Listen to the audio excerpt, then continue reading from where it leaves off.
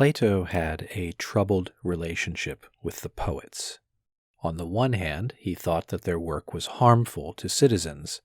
On the other hand, he refers to numerous poets, from Hesiod to Homer, frequently with approval, and he acknowledges that the poets are remarkable. Why did Plato censor or outlaw the poets? Because they obscure the truth. Since the city requires that the citizens pursue truth, art constitutes an obstacle to civic health. For example, art can teach people to fear death or to grieve excessively. Furthermore, artists need not have knowledge to create art, but people believe them and thus rely on those with imperfect knowledge. In this way, unsupervised art can harm both individuals and the city. The origin of art is man's natural tendency for expression. Metaphysically, art, including music, is imitation, an imitation of sensible particulars. Since particulars are themselves imitations of the forms, art is twice removed from reality.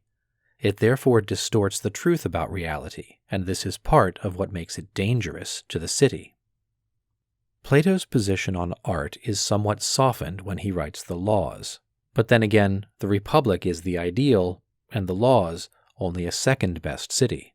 Still, in this second-best state, Plato admits more forms of art, but still under the supervision of the rulers.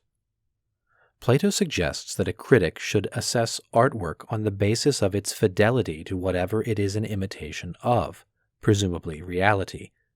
Fidelity is the criterion for evaluation of an artwork.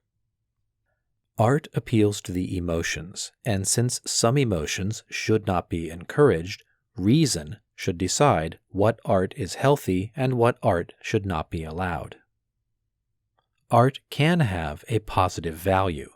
It is not simply pleasing, but can have good educational and moral effects. It can be used to calm and soothe, or to arouse and excite. Plato also says that part of education should include stories that illustrate the proper things that are in line with reason. And of course, he uses the myth of in Republic Book 10, which is a poetic creation.